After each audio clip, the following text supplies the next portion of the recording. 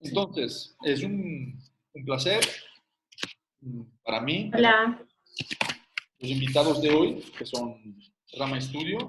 Muy buenas tardes, arquitectos. Hola, ¿qué tal? Gracias por haber aceptado Hola.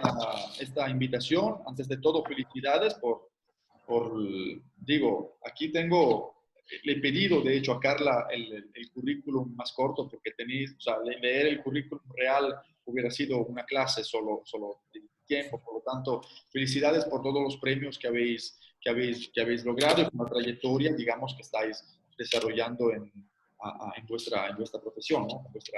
En vuestra oficina. Por lo tanto, gracias por estar aquí con nosotros, ¿no? Un gusto. Yo voy a leer un poco vuestra presentación, un poco para presentaros digamos, a los estudiantes que están aquí en el curso de catalizadores urbanos, ¿no? Y luego ya os dejo la palabra para que un poco nos enseñéis vuestra filosofía de proyecto urbano y cómo entendéis, digamos, el proyecto de la ciudad. Por lo tanto, Rama Estudio es un estudio de arquitectura, diseño y construcción que se enfoca en la optimización de recursos por medio de la experimentación. El colectivo se interesa por procesos que fortalezcan el diseño y producción en coherencia a las necesidades, al lugar, a su memoria y al medio ambiente. Se relacionan escalas de trabajo que van desde el territorio hasta el objeto para alcanzar una visión integral que responda objetivamente a problemáticas sociales, culturales y espaciales.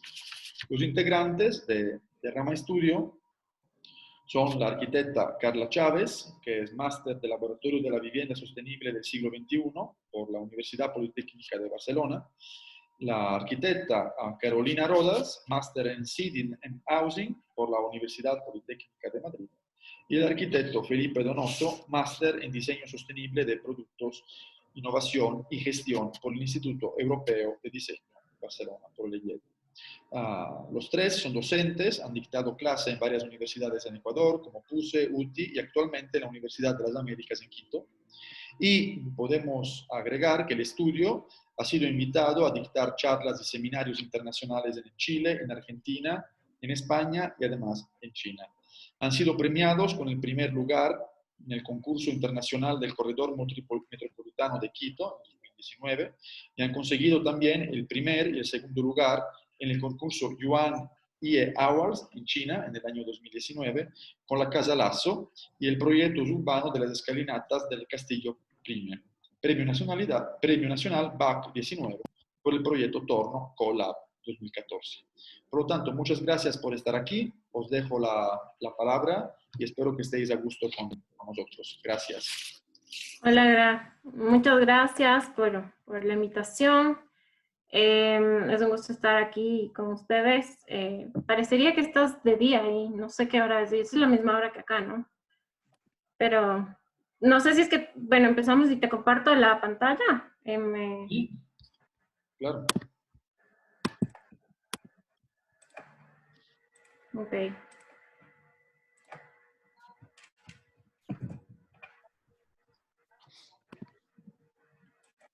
Me avisas si es que se ve, ¿no?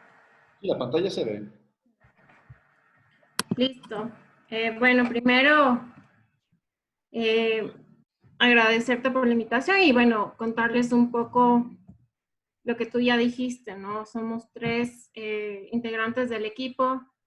Nos conocimos en la facultad, en la Universidad en Quito, y nuestro trabajo también aborda diferentes especialidades. Y es por eso que creo que podemos abordar también un poco diferentes escalas de trabajo.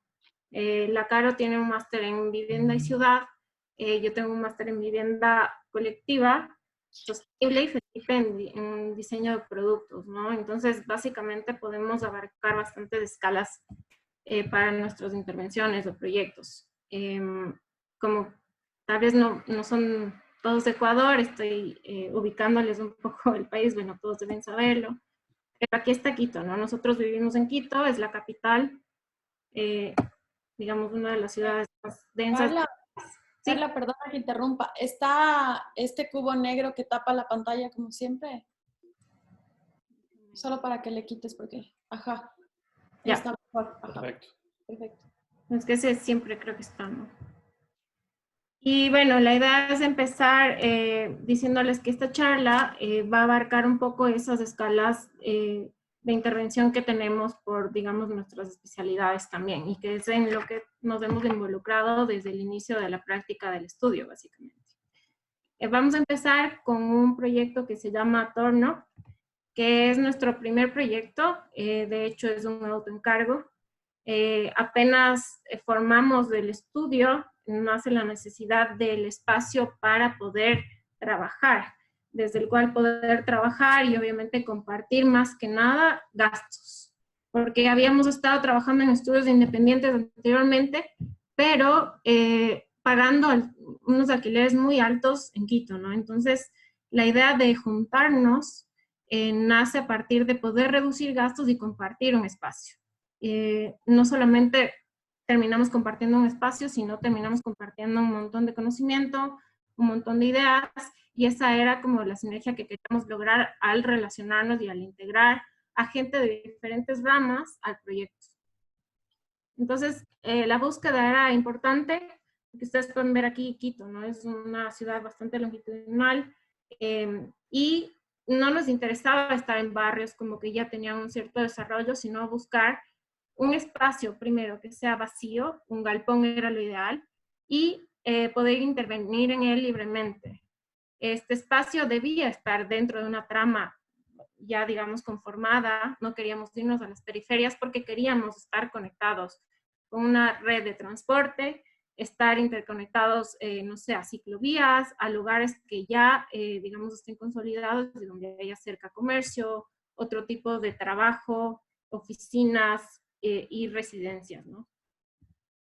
Encontramos así entonces el lote de Torno, básicamente es un galpón entre dos avenidas muy importantes que tienen, digamos, transporte público y la ciclovía que pasa también por acá. Después de una búsqueda de ver bastantes lugares, encontramos este local, este galpón, que era básicamente un torno, funcionaba antes como un torno de piezas mecánicas. Y digamos que los dueños ya envejecieron y cerraron el local, ¿no es cierto? Entonces tenían el espacio básicamente vacío. Y era una de las cosas que nos interesaba descubrir en esta búsqueda, encontrar en la ciudad estos espacios que podían ser rehabilitados y reciclados. Aquí, bueno, pueden ver un esquema de cómo funciona también el acceso, ¿no es cierto?, hacia el galpón que está al fondo del lote, y cómo un callejón es el nexo que nos une a la calle y al barrio. Entonces era un poco reconocer los vecinos, que son los viejitos dueños del galpón, los dueños del anterior torno, y el colegio, un colegio que está al lado, ¿no?, como vecino también. Aquí pueden ver un esquema, digamos, inicial de cómo se empiezan a pensar los espacios o sea, ya dentro del galpón, cómo era importante ir configurando, digamos, los diferentes espacios para las oficinas que vendrían, el cowork, cómo la entrada de la luz también iba a ser importante, y la definición de los espacios de la estructura. Inicialmente nos pasamos al lugar con nada, literalmente mesas armadas ahí con retazos de madera reciclada, íbamos ahí dibujando un poco, timbrando en el sitio cómo iba a ser a futuro el espacio, ¿no? Se hicieron 1 millón de pruebas o diseños, digamos, con sistemas convencionales, como puede ser estructura metálica o estructura de madera nueva, pero básicamente lo que pasó fue que llegamos a un punto en el que nos dimos cuenta de que todo superaba totalmente el presupuesto. Ahí es cuando empieza el primer reto de ser recursivos y buscar piezas de lugares de reciclaje, botaderos y ese tipo de cosas, en donde nos encontramos estas, ¿no? Los CKDs, que son básicamente estas cajas en donde vienen los repuestos de autos desde China o desde otras partes del mundo. Y hay piezas de madera y piezas metálicas, que fueron las que nosotros recuperamos y básicamente las utilizamos como materia prima, ¿no? Se diseña así un sistema estructural de vigas de madera tipo I, con esta madera reciclada y básicamente decidimos usar los paneles metálicos como el módulo que nos iba a ir configurando los espacios, ¿no? Porque era el, digamos, el módulo que se mantenía fijo. Ahí pueden ver un poco de cómo funciona. No vamos a entrar hoy mucho en el tema arquitectónico, pero básicamente pueden ver cómo funcionaba el tema de la estructura. Y ahí está el galpón vacío y cómo lo vamos ya un poco llenando con este mueble, ¿no?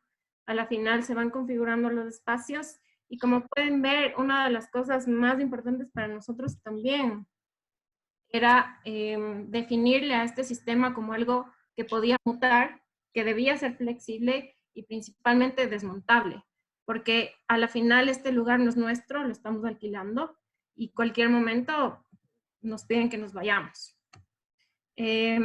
Fue así como, bueno, se van definiendo los lugares, las circulaciones, nos interesaba que los espacios sean fluidos y las conexiones no sean jerárquicas. Ninguna oficina, digamos, es más importante que la otra, el tema de la luz y cómo se iban ubicando las oficinas para compartir, ¿no? Dejando espacios comunes, dejando, por ejemplo, servicios, cafetería compartida, espacios de reuniones compartidos, para poder lograr un espacio que pueda realmente ser flexible y adaptarse a diferentes usos. Ahí ustedes ven cómo quedó, digamos, el lugar en el inicio, ya empezamos a usarlo. Básicamente funcionaban oficinas y espacios de cowork. Y a la larga esto iba a ir como desarrollándose, ¿no? Ahí ven una de las cosas más importantes y de lo que más nos interesa en este proyecto contarles, por el tema que ustedes también están interesados, es que el uso del espacio es lo más fuerte aquí, ¿no es cierto? Hay un sinfín de actividades que se dan como talleres, también ferias, se han dado estos espacios para compartir el arte, hacer trueques, incluso hasta clases de yoga, un sinfín de eventos que a la final conglomeran un montón de gente y siempre terminan llamando a diferentes actores, ¿no? En las oficinas de torno, bueno, ahí pueden ver un poco la evolución. ¿Qué pasa cuando nos pasan un par de años y medio, digamos, después de esto? Decidimos que tenía que crecer y básicamente aumentamos un nivel más. Y este es, digamos, el espacio hoy en día. Hay una cosa que pasó también que es importante contarles, como tú mencionabas, Graciano, en el tema del premio. Este proyecto, al ser el primero nuestro, gana el reconocimiento del primer lugar en la Bienal de Arquitectura en la categoría de rehabilitación y reciclaje. Era un proyecto que estaba compitiendo en ese entonces con proyectos de muchísimo más alto presupuesto y, digamos, una importancia mayor a nivel ciudad, como museos, rehabilitaciones importantes, y con un presupuesto altísimo. Les puedo contar que este proyecto no llegó a pasar en su primera etapa de los $16,000, ¿no? Y era básicamente una inversión nuestra. En la segunda etapa, pueden ver aquí cómo funciona ahora la ampliación, cómo funciona el espacio, también ver cómo un sistema diseñado puede también darnos la oportunidad de crecer, ¿no? En este espacio. Y ahora aquí tenemos gente desde desarrolladores de aplicaciones web, gráficos, muralistas, artistas urbanos, un Fab Lab en donde hacemos fabricación digital y donde básicamente nosotros estamos acá, Rama, ¿no? Al final en el último piso, pero ahí, desde ahí diseñamos y producimos también prototipos de mobiliario. Entonces es un lugar como bastante rico en ese sentido. Bueno, ahí pueden ver algunas imágenes de cómo es el espacio en funcionamiento. Imágenes actuales, ¿no? Bueno, y este tema solamente para que vean un poco cómo nos interesa siempre estar como involucrando a la gente en los diferentes procesos, ya sean talleres o compartir un poco el conocimiento, que esa era una de las bases también para conformar Atorno, ¿no? Estamos entre gente de diferentes ramas y la idea es que tú aprendas, incluso el rato que te encuentres con alguien en el pasillo, en la hora del almuerzo, se van creando diferentes tipos de conversaciones, incluso pueden formarse alianzas o proyectos. Y esta es una red que es algo que van a ver repetidamente en esta presentación, en donde se, digamos, grafican un poco los agentes que convergen en estas relaciones, ¿no? Y esta es la malla, digamos, de Torno. Feli, si quieres, estás en silencio. Ahora sí, perdón. Bueno, hola con todos. Una vez más, gracias por la invitación. Un gusto estar hablando desde aquí con todos ustedes por allá. Y bueno, después de que vieron un poco este primer proyecto, este primer autoencargo, que en realidad nos lanzamos a hacerlo, fue un proyecto que nos dio muchas pautas. Y no solo a nivel arquitectónico, sino que nos permitió relacionar muchas otras cosas que están fuera de la arquitectura. Y entre esas fue el entender dónde estábamos. Sabíamos a nivel técnico la ubicación, cómo la movilidad de la ciudad nos permite llegar y toda la cosa, pero todo ese análisis técnico nunca nos dio esta idea de exactamente quiénes son nuestros vecinos, cómo es nuestra calle, qué pasa aquí, qué no pasa. Y en esas primeras semanas en las que estábamos construyendo Torno, lamentablemente tuvimos robos, nos empezamos a enterar de asaltos en la calle, a nuestro primer cliente que llegaba le robaron el carro, y nos dimos cuenta que la calle no era tan pacífica y tan tranquila como hubiéramos creído. Sobre todo cuando ya empezábamos a trabajar hasta tarde, por la noche, simplemente veíamos que los vecinos cerraban sus puertas y todo el mundo se escondía atrás de sus muros y ahí quedaba. Entonces, lo primero que decidimos hacer es, ok, algo tenemos que hacer, no podemos quedarnos aquí encerrados y vivir en este miedo y esta angustia. Y empezamos a golpear puertas, a saludar a los vecinos, a convocar a reuniones, justamente para entender lo que pasaba. Y claro, con la gran desilusión de que nunca llegaba uno, llegaban dos, pero básicamente era difícil. Pásale, Carla. Me van diciendo ya. Entonces, llega en el quinto intento de convocar reuniones, logramos un quórum importante entre personas del colegio que vive al lado, vecinos, gente que trabaja por ahí cerca, y entendimos que la gente había roto todos los lazos que tenían, que las generaciones de los papás que viven ahora se van muy bien, pero ahora son los hijos, la señora de la casa azul, el señor de la casa amarilla, el de la esquina, el de arriba, el de abajo, y nadie se conocía entre nadie. Y claro, eso empezó a generar un montón de problemáticas en la calle. En esa reunión todo el mundo se culpó de todos los problemas, pero surgió una cosa súper interesante y se empezó a hablar de la comunidad y cómo la comunidad puede ser fuerte. Y uno de los vecinos dice, ok, la comunidad soy yo. Y eso se convirtió en un eslogan del proyecto que saldría también en esa reunión. Entonces, un proyecto que se llama Espora, Proyecto Espora. Es un proyecto que nace del barrio con el lema de la comunidad soy yo. Y que el objetivo es básicamente generar una receta, una, una metodología replicable, muy sencilla, que se puede empezar a adaptar a otras calles, a otros barrios, y que nuestra calle se convierte en una especie de prototipo, en una especie de plan piloto.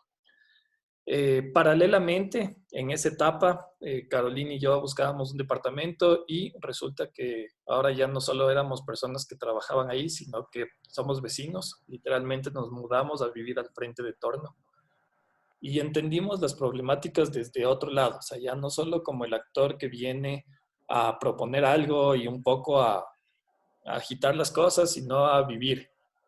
Y bueno, con Proyecto Esporas empezaron a hacer varias mingas, no sé si allá tienen esta misma palabra o esta misma expresión de minga, que es básicamente juntar un grupo de gente con un objetivo común, los cuales no cobran, no se paga, pero se hace vaca, cada uno aporta con algo de dinero y las intervenciones se empiezan a hacer en la marcha.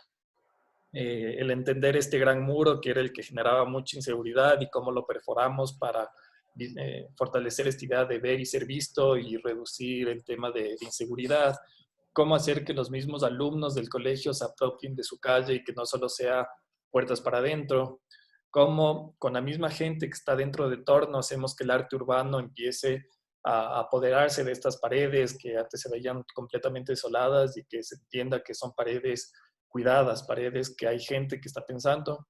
¿Cómo se toma el espacio público para hacer este tipo de eventos? O sea, simplemente colaborar con la policía, eso fue un actor importantísimo, y la policía lo que hace es, ok, no es o sea, es un agente oficial que nos permite cerrar una calle y tener un mapping de casi 290 metros cuadrados que aquí en Quito no se lo había hecho, con gente de torno, cómo la banda del colegio empieza a hacer sus presentaciones en la calle, cómo podemos hacer un montón de eventos. Uno especial, regrésale solo un ratito, uno especial fue la limpia, fue un acto simbólico de dar un nuevo inicio a la calle. Y un comentario de una vecina casi en llanto fue, es la primera vez que nos reunimos todos, básicamente a pensar cosas buenas y hablar cosas buenas de la calle. Generalmente era por algo malo, por un robo, por la basura, por lo que sea. Pero desde aquí como que cambia esa idea y los vecinos empiezan a entenderse ya no como la señora de la Casa Amarilla, sino es María, es Ernesto, es Jaime, es Jorge, es Don José, y la comunidad empieza realmente a entenderse de otra forma. Pásale nada más, Mora. Llega un punto en Proyecto Espora que aplicamos al Habitat Village en el marco del Habitat 3. El Habitat 3, como muchos de ustedes sabrán, es esta conferencia enorme que la tercera sede fue aquí en Quito. Y propusimos que en este grupo de Habitat Village, que era presentar proyectos pro mejoras de la ciudad, a pesar de que estaba fuera del perímetro, que nuestro proyecto era digno, digamos, de estar ahí. A la final nos aceptaron y fue el único proyecto fuera del perímetro que fue presentado como un proyecto de la Habitat Village. Y la propuesta era generar a todo lo largo de la vereda espacios de estar, espacios de juego, espacios públicos, darle fuerza al espacio público. El prototipo fue una de las 5 plazas planteadas, se los hizo con estudiantes, con materiales de reciclaje, porque era una plaza que iba a durar 2 días. A la final ya va más de 3 años y sigue la plaza aquí afuera. Pero esta plaza ha significado mucho. Es una plaza que se ha convertido en escenario, se ha convertido en un espacio de encuentro, de reunión. Se han celebrado cumpleaños ahí y ha habido gente que ha decidido ir a cortarse el pelo. Y en todo caso, todo esto lo que ha hecho es que el grupo de vecinos se fortalezca. Y independientemente de todo lo que se ha hecho, algo que es importante, que nos ha servido muchísimo y lo aconsejamos, es la documentación. A pesar de que no sea una documentación como profesional, se podría decir, no somos ni comunicadores ni investigadores, ni nada. Pero la documentación lo que hizo es que la gente que no ha vivido el proyecto desde adentro pueda leerlo, pueda entenderlo y en un formato muy asequible, muy informal, de un plegable que se reparte prácticamente gratuitamente. Pero eso le da cierta fortaleza y cuando presentas esto a autoridades, a vecinos, a empresas, institutos que están en el barrio, dicen, ok, sí, es verdad, es algo que se está haciendo y no solo somos un par de vecinos que está aquí jugando. Pásale, Carla, una más. Si no me equivoco, está la red. Algo que también ha hecho este proyecto Espora es conectar mucho más. Ya no solo son grupos de arquitectos o universidades, sino hay vecinos, hay la papelería, la tienda, gente que empieza a ser muy valiosa y actores muy presentes en todo lo que hace Rama. Entonces, bueno, siguiendo más, Moretti. Sí. Como veíamos, digamos, me regreso a esta diapositiva, el Feli contaba el tema de la documentación, ahí pueden ver algunos de los afiches en los que trabajamos como rama o también como torno o como colectivo, ¿no? Entonces siempre estamos haciendo esto, ¿no? Un poco lo que explica la red, haciendo relaciones o uniendo equipos con otro tipo de colectivos para poder intervenir en las cosas que estamos involucrados, en las que nos interesan. En este caso se conforma un grupo llamado CUI, que es básicamente una plataforma un colectivo itinerante que promueve estas soluciones urbanas participativas, ¿no? Esa fue la idea inicial de formar este grupo con gente de la universidad, gente que ya conocíamos como arquitectos, no solo arquitectos, también se involucraron artistas, se involucraron sociólogos, otro tipo de gente que le interesa trabajar en algún conflicto o algún tipo de proyecto a nivel urbano o social en donde puede existir alguna problemática, ¿no es cierto? Y que la hayamos encontrado. Esa necesidad nace un poco de estas conversaciones de los grupos o colectivos en donde estamos, digamos, involucrados desde la universidad. Y en este caso, bueno, llegó a nosotros, al grupo, un tema de una casa en un barrio que se llama La Tola, que está en Quito, que es básicamente la entrada al centro histórico, un barrio que está ahorita cambiando, pero que, digamos, históricamente ha sido bastante valioso para la ciudad, ¿no? Y que ahorita está sufriendo un poco un tema de cambio por nuevos proyectos que vienen a desarrollarse en este sector, pero tiene una potencialidad bastante fuerte en el tema de que hay muchos tipos de actores, todavía hay oficios, todavía te encuentras con la gente que hace cosas a mano, vende, cocina, la relación entre vecinos todavía, digamos que puede ser un poco fuerte. Y en este caso, esta casa que ustedes ven acá, estaba ubicada en un terreno en ladera, básicamente está en este lugar se propone un proyecto inmobiliario bastante grande, pero durante el año de proyección de ese proyecto, esta casa iba a estar vacía.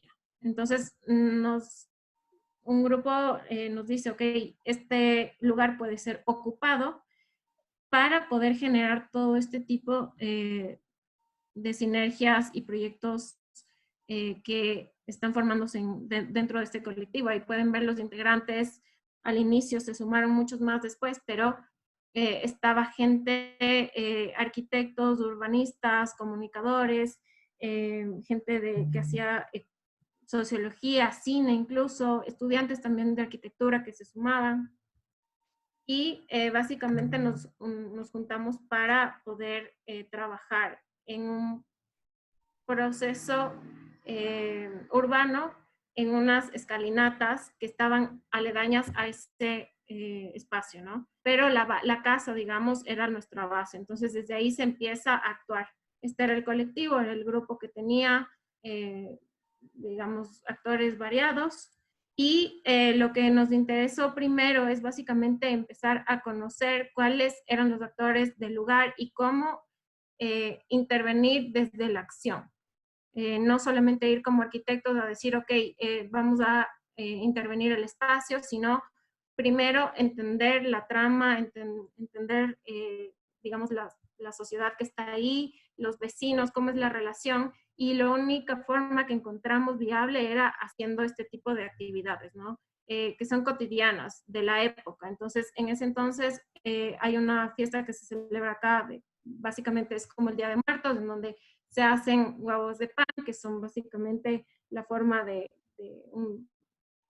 una persona, ¿no? Y se toma colada morada y se llaman huevos de pan. Entonces es una, digamos, un evento muy cotidiano entre las familias y todos lo hacen. Entonces se decidió que entre los vecinos esto se iba a vender y llamábamos a los niños para que decoren su pan y como que todo el mundo se reunía. Era la forma de empezarles a conocer y a través de esas relaciones poder empezar ya a intervenir en el espacio físico. Otra fiesta, igual en Fiestas de Quito, un juego que se llama, digamos, 40, que es un juego de cartas. Era un campeonato con los vecinos, entonces la gente que pasaba se inscribía. Una pamba mesa, que es un lugar para compartir, todo el mundo trae comida y digamos que se van igual, obviamente, cruzando informaciones y conociéndose entre los vecinos. Activaciones con los niños del lugar, que era una de las cosas que más nos interesaba, porque una vez que tú atraes a los niños, digamos que son los más interesados en este tema, los padres van a venir. Y era una de las formas que encontramos para poder empezar a involucrar a la gente, porque dentro de todos los procesos que hemos tenido o hemos llevado, esto es una de las cosas más difíciles de hacer. En este caso, la intervención final fue hacer un cine al aire libre transmitir una película para niños, ¿no es cierto?, que les interese a ellos, ir un poco apropiándonos de las escalinatas que eran básicamente el principal problema del lugar. Era un lugar inseguro, era un lugar en donde había gente indigente viviendo ahí, y lo que pudimos hacer es pintarla, limpiarla a base de mingas y hacerlo un lugar que se pueda recorrer sin todos estos miedos, ¿no? Porque ya la gente estaba apropiándose del espacio con este tipo de intervenciones. Son intervenciones que, como ustedes ven, no tienen presupuesto alto. Se hizo con fondos y también pidiendo a empresas que hagan donaciones de pintura y recursos de ese tipo, ¿no? Gente que venía por un fin de semana o 2 fines de semana a dar una mano y se involucraban en este tipo de procesos. Había música, había también gente que compartía lectura, ferias de libro, escalada para los niños, cualquier gente que pueda venir y dar un espacio de cultura y truequear incluso a veces con cosas, ¿no? También había un grupo que hace trueques y tú podías, digamos, venir con una funda de fruta y podías cambiarla por un taller de algún otro tipo de cosas. Entonces, ese tipo de interacciones, cuando el recurso no es solamente monetario, es interesante también y fue como un gran aprendizaje. Después de este tipo de cosas, a la final son reconocidas y se comparten. Y esa es una de las cosas también que intentamos hacer, ¿no? Llamar un poco la atención y para que se entienda que si es que tú haces una intervención en determinado sitio y lo tratas de mejorar, no es necesario tener un gran presupuesto ni nada, sino empezar con este tipo de iniciativas. Una vez más, la red que hace CUY sigue igual creciendo y se van adjuntando como más actores. Este proyecto, que igual, bueno, les cuento rápidamente, es otro tipo de intervención en una ciudad de Loja, que está, digamos, un poco lejos de Quito. Fue un concurso, fue un proyecto trabajado justamente para artefactos urbanos, ese era el pedido. En este caso, el lote para la intervención era este espacio baldío al lado de un parque en una zona que estaba empezando a urbanizarse, pero básicamente el problema aquí era que nadie se había apropiado del lugar, ¿no? La falta de apropiación y de que se involucren los vecinos para poder vivirlo lo estaba haciendo totalmente inseguro. Entonces, aquí el punto era definir un punto de encuentro o un lugar de referencia a través de este artefacto. Ese era como que nuestro principal objetivo. Un artefacto que pueda ser modular, que pueda ser fácilmente construido, porque una de las premisas para este concurso era que la gente debía construirlo, que debía involucrarse en la construcción del artefacto como un evento que también iba a fortalecer luego la apropiación. Entonces nos parecía espectacular que pueda ser algo que involucre desde el principio, desde la base, a toda la comunidad, ¿no? En este caso, uno de los principales problemas era la seguridad. Este parque no era muy transitado en la noche tampoco, y en el día era básicamente usado por horas, por deportistas o gente que utilizaba las canchas de fútbol, y esa es una de las cosas en las que pecamos, ¿no es cierto? Para aquí, bueno, en Latinoamérica es algo repetitivo decir, ok, tengo espacio público, cancha deportiva. Entonces, y si ya tenían, digamos, esa plataforma, lo que a nosotros nos interesaba era involucrar un artefacto que pueda ser congregador, que sea punto de referencia también y punto de encuentro. Entonces, este artefacto debía funcionar como un punto también seguro y se decide construir una lámpara, ¿no? Era un espacio cubierto que funcione como una lámpara, que dé sombra en la mañana para que puedan haber actividades culturales o de encuentro en esa zona y en la noche sea un elemento que dé seguridad a través de la iluminación. Entonces funcionaba de esta manera, justo entre las dos canchas para que la gente pueda estar ahí protegiéndose del sol y en la noche funcionaba como también un elemento de seguridad. Una de las cosas interesantes de este tema es que desarrollamos un sistema muy simple con madera y plástico reciclado que también le daba estos tonos de color, pero era muy fácil de montar y se podía hacer como que entre la gente de la comunidad. Se empezó a construir, bueno, y es un proceso que estuvo en construcción. Si es que le quitan el micrófono. Yep. Hola, ¿cómo están? Mi nombre es Carolina y bueno, como ya vieron, el proceso de la oficina ha sido de continuo desarrollo y repensar las cosas y este acercamiento a la gente y este acercamiento a la profesión desde el servir. Ha sido también un cuestionamiento que hemos tenido desde la parte no solamente filosófica ni retórica, sino del verdadero sentido del arquitecto. Y claro, ¿qué pasa con el arquitecto cuando aparecen este tipo de emergencias? Como ustedes saben, o si no sabían, en abril del 2016 nosotros tuvimos un terremoto muy fuerte de 7.8 en una de las zonas costeras, que se puede decir que ya tenía problemas, a nivel costero en Ecuador. Tenemos problemas sociales, económicos, casi que no llegan muchos recursos en esta zona.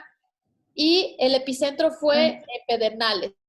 Se cruzó. Y claro, cuando aparece este terremoto fue en la noche, una noche, y nadie sabía qué tan fuerte haya sido. En la capital, donde nosotros estamos, a 6 horas del epicentro, habíamos sentido un gran remesón, pero nunca nos imaginamos, y hubo una niebla completa en la parte de comunicación. Ningún canal transmitió este tema de la manera que fue. Se cree que por temas políticos o por temas de cuidarse entre ellos de lo que pasó, porque a la final fue muy cruda la situación. Al día siguiente, recién nos habíamos enterado de la dificultad que era, la magnitud. 7.8 no es un terremoto muy fuerte, sin embargo, ¿qué se puede hacer con este tema? Y fue así que un montón de amigos de estudios que colaborábamos ya en diferentes proyectos que antes del terremoto, nos llamaron y dijeron, oigan, ¿qué hacemos con esta situación? Y fue ahí que probamos el sentido del arquitecto. ¿Cómo podemos colaborar desde nuestra técnica? Nos reunimos en este espacio que les contó Carla, que ya no solamente era el punto de encuentro de freelance o de estudios independientes, sino que se vuelve este punto de encuentro para articular una gran red. Y esa gran red se llamó Actuemos Ecuador. Fueron más de 3,000 voluntarios a partir de una plataforma virtual. Sumamos más de 30 estudios independientes que perdieron su nombre para simplemente sumar a esta gran idea de colaborar con lo que se pueda. A ese punto no sabíamos qué se puede hacer, pero lo que decidimos fue enfrentar la tragedia desde apoyar no solamente a gobiernos locales, no solamente a ministerios, sino a comunidades organizadas. Y fue ahí que entendimos que los procesos que habíamos trabajado cada quien a nivel social, a nivel comunitario, venían de procesos bastante amplios. Estábamos hablando de 3 años, de 2 años, de 6 meses. Cómo llegar a una comunidad que conoces en estas tragedias y cambiarles la vida en una semana. Así es que una de las primeras cosas que aprendimos es desarrollar proyectos para comunidades organizadas que ya tengan una estructura, desarrollar proyectos colectivos, comunales. No teníamos la capacidad de apoyarles con vivienda, sino estos espacios donde se congregan para compartir la comida, se congregan para recibir donaciones, y fueron estos puntos que tratábamos de desarrollar con todos los arquitectos. Otro tema importante era que nos situamos en la periferia, y esta periferia también permitía que los proyectos se desarrollen de manera participativa. Y es así que, como ya les dijo Carla, uno de los temas no solamente es hacer participar a los grandes, sino que los chicos empiecen a desarrollar o desde los imaginarios cómo se imaginan su nuevo pueblo, cómo se imaginan su nuevo espacio colectivo. Para todas las estructuras que les contamos, ahora me voy a centrar en Chamanga, que es una casa comunal. pero esta metodología se aplicó a todos los proyectos que hicimos como Actuemos Ecuador, que son más de 35 proyectos entre pequeños, entre grandes, entre estudios, entre apoyos técnicos, pero esta casa comunal, al igual que todos los proyectos, se hizo en base a Mingas. Y si ustedes han visto, hemos repetido la palabra Mingas y es por algo que nos apega muchísimo y es esto de trabajar en conjunto. Y esta idea de trabajar en conjunto es que la gente misma que vive ahí se apropie del proyecto a través de hacerlo. Y este proyecto, van a ver, tenemos 1.000.000 de fotos porque cada bajada era con diferente gente que no tenía nada que ver con arquitectura y eso llevaba a otro tema, hacerle lo suficientemente simple para que a nivel técnico cualquier persona lo pueda hacer.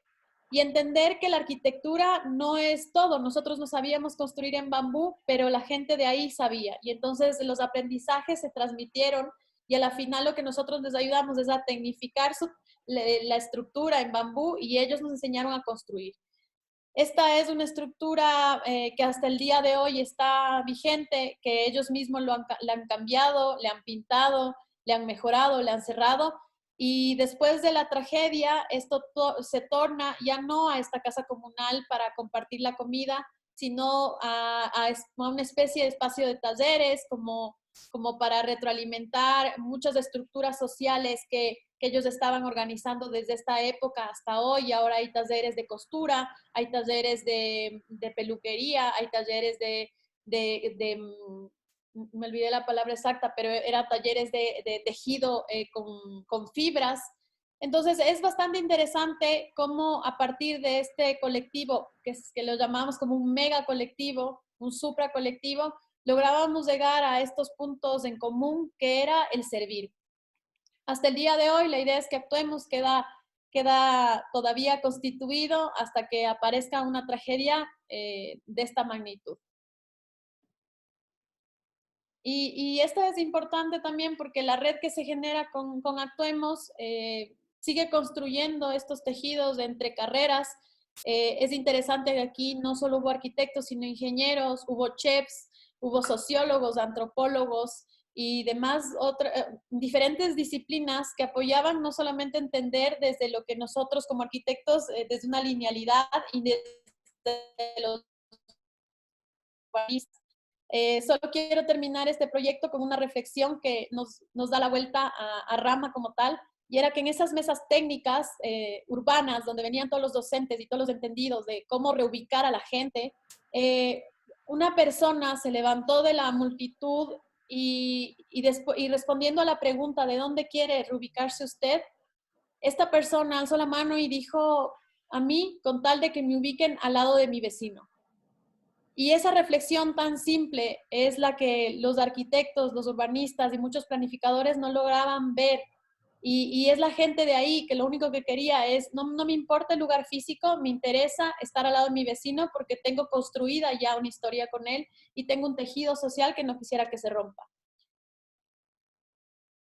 Con todos estos temas, ya que veníamos entendiendo que lo más importante para generar un proyecto era conocer a la gente y saber qué estructura tienen como para poder enfrentar un proyecto, lo hicimos con este proyecto, que es en Ambato. Son unas escalinatas que forman parte de un circuito de 16 escalinatas.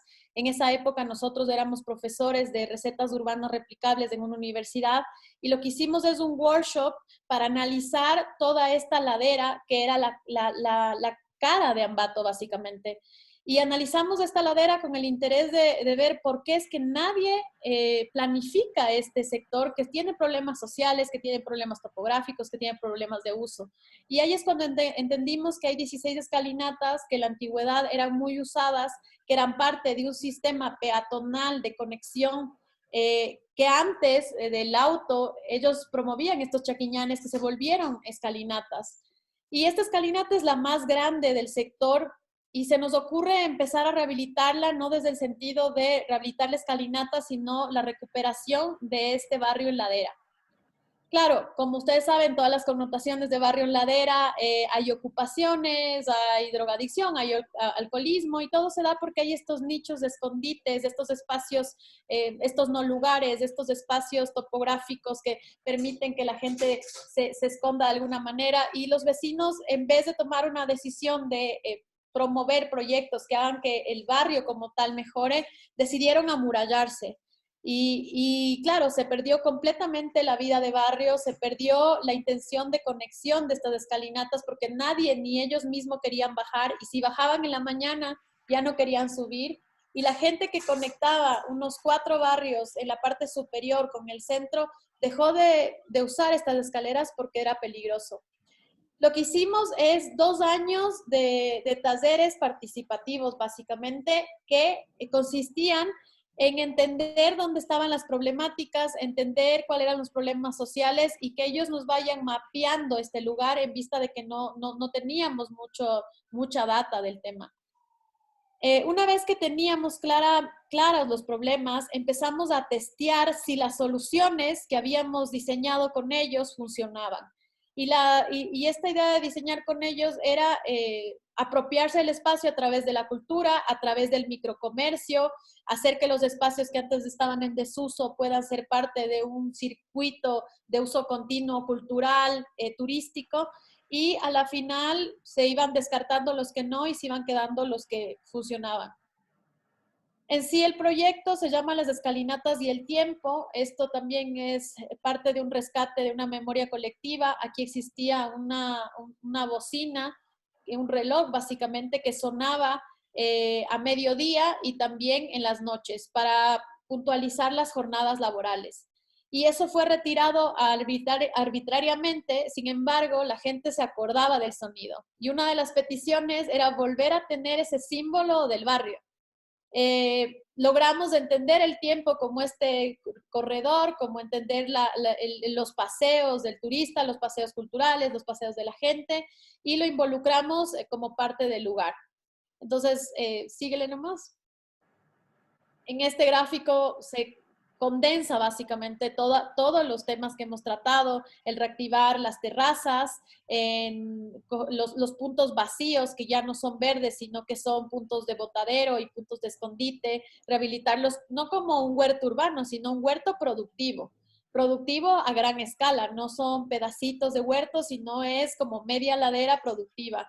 Rescatar el verde de cualquier manera, porque es una ladera gris. Integrar opciones de microeconomía, y digo opciones porque van pegadas a la cultura, al turismo, a simplemente el comercio, y también integramos un sistema que apoya al transporte peatonal, se puede decir. Son escaleras eléctricas que apoyan al peatón, al transeúnte, de una manera vertical. O sea, el problema no es bajar, el problema es subir. Trabajamos en iluminación, trabajamos en drenajes, y también en temas de espacios colectivos barriales netamente.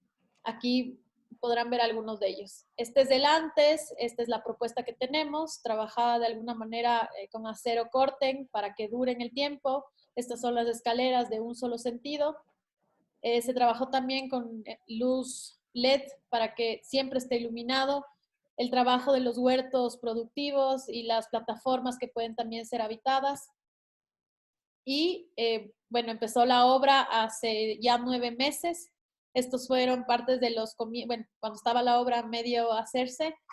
Y actualmente está en estas fotos son de 2 semanas antes de la cuarentena. O sea, la obra se paró a este nivel, pero la idea es que a partir de que salgamos de la cuarentena, en un mes más, la obra estaría lista. Los procesos son largos, el proyecto tiene muchos temas sociales, muchos temas culturales y muchos temas turísticos que ahora estarán un poco más complejos de aplicar por el tema del distanciamiento social, pero en todo caso la infraestructura más grande está lista. Tal vez hay una cosa que agregar, es el tema también de cómo los actores trabajan en este punto, ¿no? O sea, para que este proyecto se pueda dar, se unieron el tema de la academia, el tema del gobierno, municipalidad, el tema de un privado que también apoya con recursos, y digamos, nosotros, ¿no? Y la gestión, y el principal, la comunidad. Entonces, es una simbiosis entre un grupo que hace que las cosas sean posibles en este tipo de proyectos. Sin ese grupo integral, digamos, seguramente nos hubiéramos quedado faltos en algún tema, ¿no? De los que se trabajan. Ahí es bueno contarles esto, que a la final nosotros fuimos a la municipalidad a proponer el proyecto. Y no fuimos a proponerle para un trabajo nuestro, sino era una investigación de los chicos para que ellos puedan aplicar a la ciudad si le veían cabida. Ellos ya habían estado pensando en proyectos, pero no tenían ni idea de la magnitud de lo que podría ser. Lo habían pensado solo como rehabilitar por enésima vez una escalera, sin entender que hay más temas que trabajar en la ladera. No era solo las escalinatas. Y teniendo este apoyo de la universidad, el municipio lo coge, y una vez que lo coge, porque la universidad lo que hicimos es toda la investigación, era, ok, desarrollar el proyecto. Y claro, a la final nosotros hicimos una donación del proyecto porque se dieron así los temas, pero la parte técnica la desarrollamos también nosotros a nivel estructura, a nivel sanitarios, eléctricos y demás. Así es que parece descabellado, pero si algún rato tienen una idea y creen que puede ayudar a la ciudad, no está de más ir a proponer y decir, bueno, por si acaso, si le quiere tomar en cuenta, mire, tengo esto. A nosotros nos funcionó. Sí. Sí, y una vez que esté bien planteado, en este caso también se tuvo el apoyo de la empresa privada. Entonces era la primera vez, al menos en Ambato, nosotros creemos que también puede ser aquí en Quito, que un agente privado va a proponer un proyecto a la municipalidad que dona, pero al mismo tiempo va con una empresa privada que dona más de $150,000 para la ciudad. Entonces, en ese punto es súper difícil que la municipalidad diga que no. O sea, Pero entonces... también digamos que tenía esta parte importante de que le estamos apostando a un tipo diferente de movilidad, ¿no? Que es una movilidad sostenible, que no está o sea, apoyando al auto, que está más bien intentando reducir que el automóvil sea el principal actor en este barrio. Son ciudades alejadas, entonces el progreso, mientras más autovías y viaductos hayan, es mejor, es como un progreso, pero estamos como intentando un poco darle la vuelta a ese tema y ver que el uso, el recorrer el espacio público peatonalmente es una mejor apuesta, ¿no?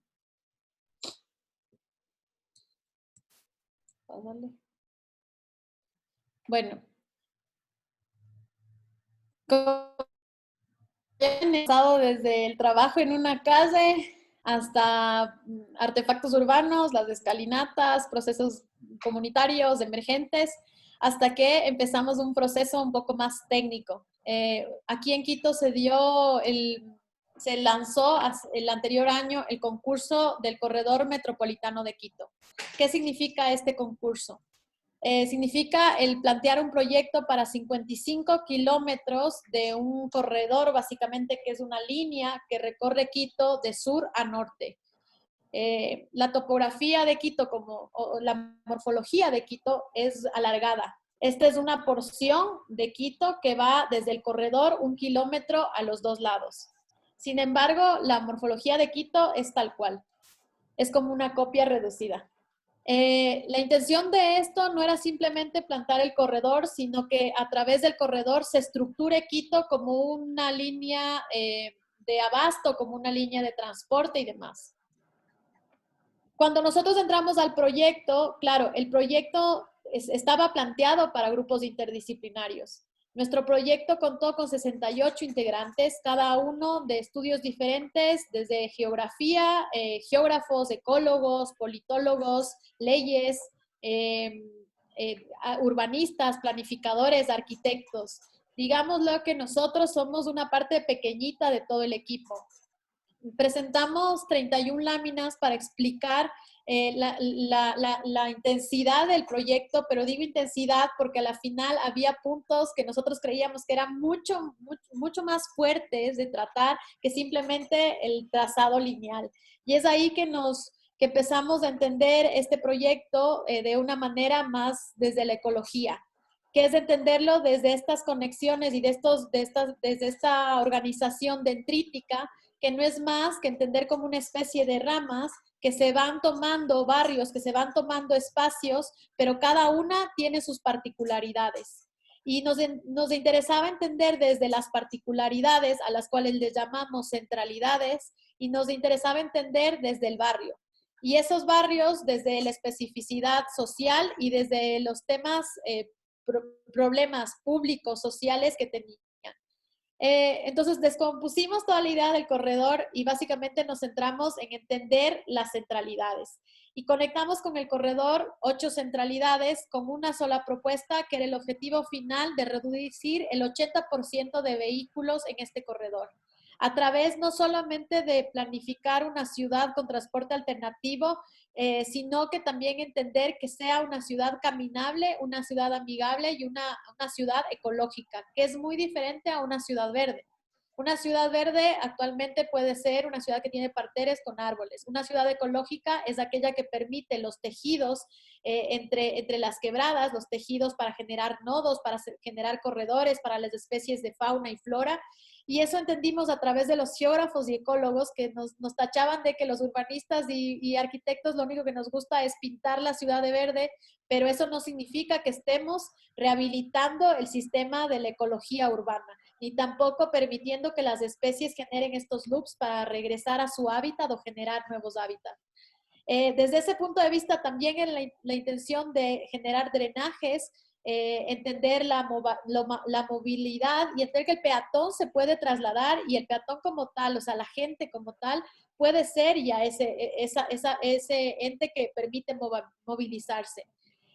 Otros temas importantes es que hicimos, el trabajo no es solo desde la estructura que se puede ver como las imágenes que estamos presentando, sino es un trabajo de entender planes parciales, planes específicos, planes de política pública, entender normativa, entender nueva normativa de vivienda, nueva normativa de equipamiento, nueva normativa de utilizar espacios en desuso. Y así, como les digo, un trabajo intenso desde cómo cambiar desde las leyes de esos temas.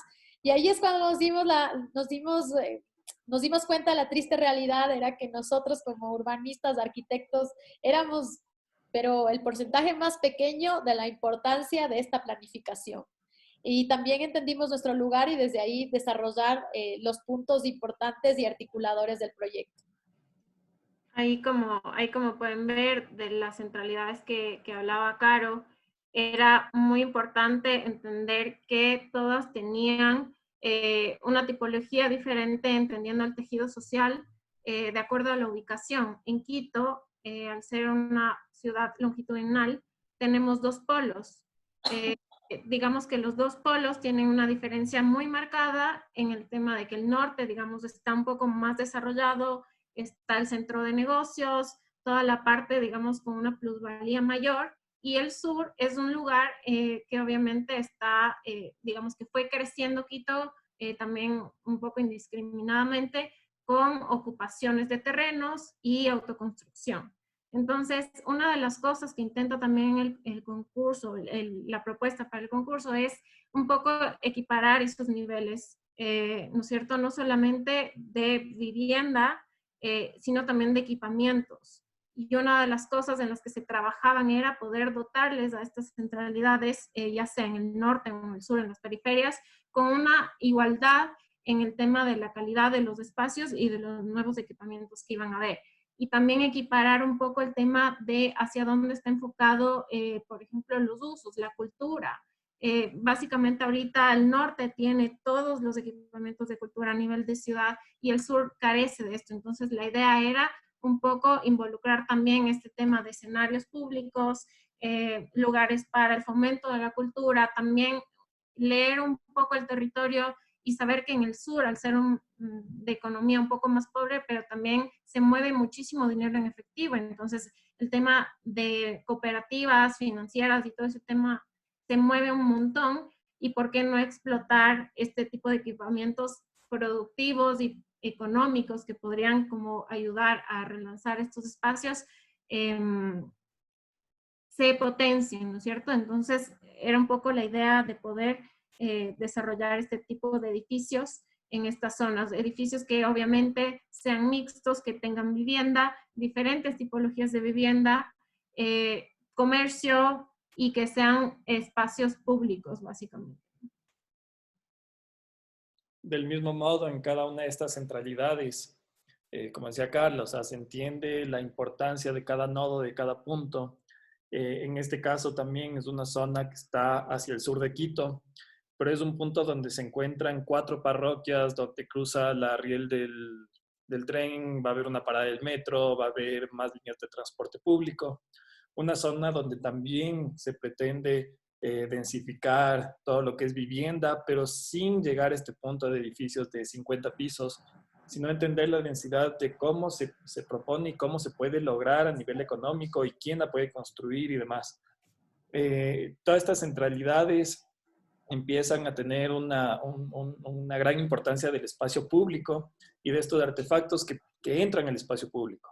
En este caso, justo antes de la pandemia, probablemente antes se veía como utópico, pero se proponían, por ejemplo, este equipamiento, que son recolectores de agua, espacios de recolectores de energía, espacios donde pueden albergar más de 300 personas en casos de emergencia, y que claro, en algún punto decían, ok, sí, interesante, y después de una pandemia dice, ok, capaz sí, el espacio público debería ser un espacio de abastecimiento, un espacio de encuentro seguro, que pueda lograr tener estas condiciones. No vamos a entrar al tema arquitectónico, pero el corredor, como ven, sí fue un trabajo súper intenso de 68 personas, como explicó Caro, donde cada centralidad llega a ser prácticamente un anteproyecto arquitectónico. Y fue de esta forma que también se ganó. Hay un pequeño resumen de todo lo que se propuso. Y básicamente son 117,000 metros cuadrados de proyecto presentados a detalle.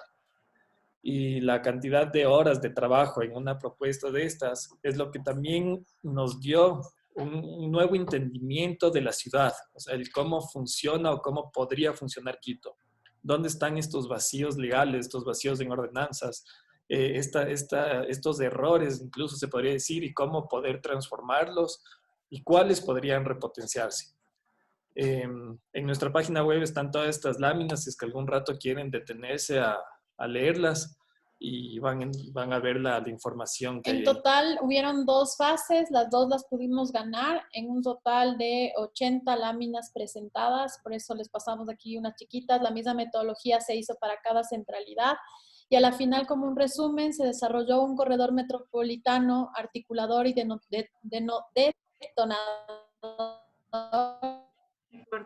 urbanos de 55 kilómetros, 7 centralidades, 11 tratamientos urbanísticos específicos, 20 planes parciales, 5 planes parciales de desarrollo como modelos de implementación, 5 proyectos urbanos arquitectónicos, un geoparque urbano, 80% de espacio público destinado al peatón, 8 modelos de política de vivienda, 4 modelos económico-social y 117,000 metros cuadrados de proyectos presentados a detalle. Esto es, pasamos del proyecto en idea, la primera fase, y el proyecto en anteproyecto. Ahorita lo que estamos esperando antes de la pandemia era ya la aplicación de estos planes parciales y la aplicación ya del uso de suelos con la nueva normativa para proceder a hacer los proyectos más importantes de acuerdo a etapas. Este es un proyecto planificado de aquí al 2040, o sea, es un proyecto que se da en 20 años. Este sería como que el cierre, el resumen de todo esto. Igual todas las láminas están cargadas en nuestra web. Si es que a alguien le interesa entenderlo desde el principio a fin, ahí están todas. Y bueno, otra vez regresando a la escala y cerrando un poco lo que nos pasó un poco antes de la cuarentena. Como vieron, Espora nos dio un montón de herramientas para conectarnos al barrio. Y también entendimos que una opción es ser agentes independientes que hacen propuestas de mejoras para el barrio, pero por otro lado, el meterse un poco más y empezar a entender todas estas posibilidades de mejora barrial a través de municipalidades, hizo que nos empecemos a meter en directivas del barrio, en cómo funcionan estas jerarquías, se podrían decir, de propuestas o estos grupos de actores, gente que decide hacer cosas por el barrio. Actualmente, Caro es la vicepresidenta del barrio, yo soy vocal, Carla en la siguiente etapa va también a entrar en la directiva. Y lo que hemos visto es que, claro, hay muchos vecinos que tienen iniciativas, pero les falta herramientas. Y por otro lado, nosotros hemos visto que las herramientas que tenemos y las canalizamos a través de caminos formales o a través de estos espacios con municipalidades, se puede lograr un montón de proyectos, incluso con fondos públicos, que en vez de que se dispersen, se pueda dar una continuidad. Un poco antes de la cuarentena empezamos a hacer un trabajo de cohesión social, comunitaria, y donde uno de los grandes logros fue unificar 5 barrios. Ahora hay una directiva de 5 barrios o una alianza de 5 barrios donde se potencia un montón. Llega el tema del COVID y básicamente lo que se enfocan son todas estas iniciativas a nivel urbano, desde huertos urbanos que ponemos en la calle y que más de 6 familias se alimentan de estos huertos, incluyéndonos. Pásale, Carla. Una red de bienes y servicios de todos estos barrios en los que la gente puede subirse un negocio, su producto, y se comercializa a través de esta web que la armamos igual nosotros mismos, y cómo todas estas microeconomías barriales pueden fortalecerse a través de estas redes, ya sea digitales o físicas, y que poco a poco van a ser autosustentables, van a hacer que los barrios se conviertan en formas autosustentables de habitar una ciudad. Y bueno, y para cerrar, la idea también es pensar en estrategias de cómo rehabilitar los barrios. Y una vez más, la red, de hecho, está algo desactualizada, habría ahorita unos 100 puntos más, pero lo que siempre queremos entender y que la gente entienda es que Rama no somos 3 personas. En la oficina somos los 3, más los arquitectos que trabajan con nosotros, que están siempre pendientes y trabajando y aportando. Y alrededor de Rama, los pasantes, las universidades, los eventos, los vecinos, las tiendas, o sea, todo una plataforma de gente que ha hecho que todos los proyectos y más de los que les hemos contado se hayan logrado llevar a cabo. Bueno, les agradecemos, perdón por alargarnos, pero bueno, hay bastantes temas que tratar y bueno, muchas gracias.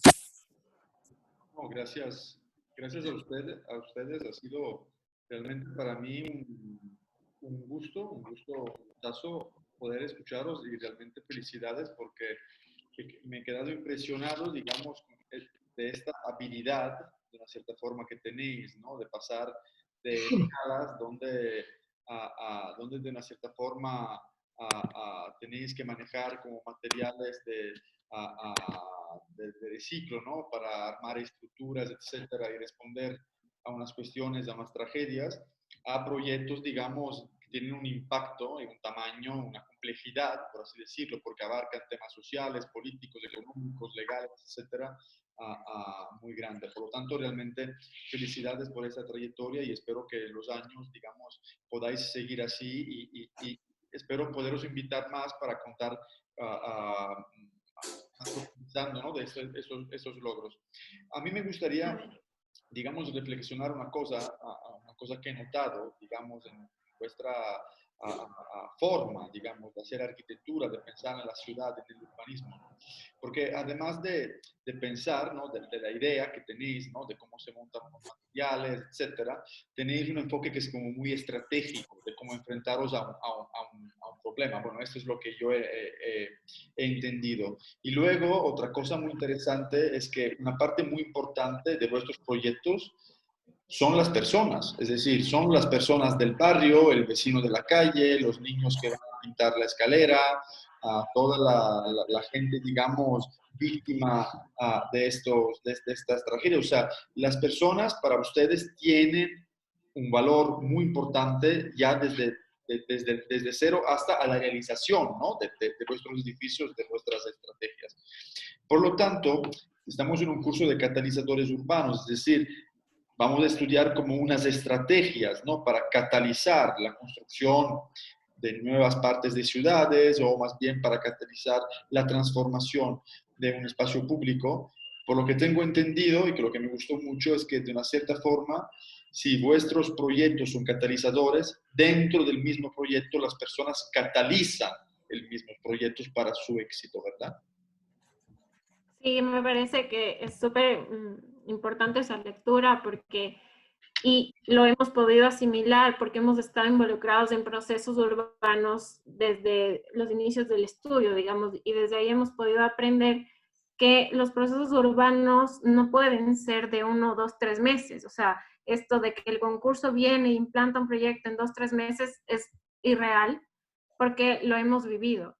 Para que un proyecto funcione y sea exitoso, tiene que ser apropiado por la gente que lo vive. O sea, si es que alguien realmente no está a cargo de ese proyecto, se va a morir a la larga. O sea, puede venir una intervención magnífica, con una infraestructura espectacular, con presupuestos altos incluso, pero si es que eso no está siendo apropiado por alguien, realmente no va a ser exitoso. Y otro tema, y a nosotros como arquitectos y urbanistas, no sé si les pasa, hablamos como nosotros, nos encanta empezar a dar soluciones sobre la gente. Y es algo que hemos sido muy críticos, o sea, de cuando acá nosotros tenemos la solución social, comunitaria, barrial, de ciudad, o como quieran llamarlo, para decir, bueno, con esto van a cambiarse la vida. Y es mentira porque dependiendo incluso de barrio a barrio, la estructura comunitaria cambia, las prioridades cambian, los líderes cambian. Y eso nos ha hecho entender de que todos los proyectos que hemos hecho, si ustedes han visto, son procesos que van menos de 1 año y medio para arriba. O sea, nosotros jamás vamos como a decir, bueno, me parece que aquí es bueno un huerto urbano, porque el huerto urbano es importante para tener producción local. No. Hay gente que no le interesa y que odia el huerto urbano, porque le parece que va a haber plagas. Nosotros hemos aprendido de la gente temas como nosotros queríamos arborizar algo porque nos parece que el árbol da sombra y estas cosas idílicas que nos han vendido. Pero la gente ha sido muy crítica con nosotros, nos ha dicho, no quiero un árbol porque ahí se esconde el ladrón. No quiero árboles. Y no es uno, sino todos los vecinos. Entonces, entender esas lógicas desde la gente nos ha enseñado que muchas de las cosas que hemos tomado como ciertas, tal vez no son aplicables en todo lado. Y es por eso que los procesos de conocimiento del lugar y de ese análisis del lugar es desde ahí. Y si no podemos vivir ahí, obviamente es desde que ellos nos cuenten y sean partícipes, no del diseño, porque no creemos que el diseño es participativo. Creemos que el proyecto, las bases, la investigación, la conformación de estas respuestas a las problemáticas son con ellos. Pero el diseño claramente lo hacemos nosotros basados en todo lo que ellos nos cuentan, en todo lo que ellos desde el tipo de plantas. Ha habido gente que se ha involucrado tanto que nos dice, no, esta planta huele feo. Y uno es, bueno, a mí me parece bonita. No, no es de este tema. Entonces vamos aprendiendo de la gente más que nosotros venir como grandes estrellas y decirles, bueno, a mí me enseñó la universidad esto. Y creo que eso nos va a estar en contra de la validación. O sea, no es cuestión de validar, proyectar y ir a validarlo a una comunidad como es de costumbre y se hace acá, sino en las bases empezar con esta participación. Me gustaría comentar otra cosa y luego dejaría la palabra a los demás estudiantes para que os pregunten si tienen dudas. Es muy curioso que dos de los tres integrantes de Rama, ¿no?, estéis especializadas en vivienda, ¿no?, en vivienda colectiva, en vivienda urbana, ¿no? Y siempre dentro de nuestro laboratorio de la vivienda colectiva contemporánea, dentro del cual tenemos este curso de catalizadores urbanos, hablamos de la importancia de la vivienda, ¿no?, de la vivienda colectiva dentro de la creación, ¿no?, incluso del espacio público. Hemos hablado siempre de las cuestiones de los espacios intermedios, hemos hablado de la cuestión de cómo entendemos que el espacio público no es otra cosa que la extensión, o debería ser otra cosa que la extensión, digamos, del espacio interior, del espacio doméstico hacia el exterior, ¿no? Entonces, me gustaría preguntarle cómo veis, ¿no?, dentro de esos proyectos que habéis hecho, que son de naturaleza, digamos, muy diferentes, pero qué ha aportado, digamos, esta visión sobre la vivienda, sobre lo doméstico, a estos proyectos de espacios públicos que muchos tienen también una escala que es mucho más grande, ¿no?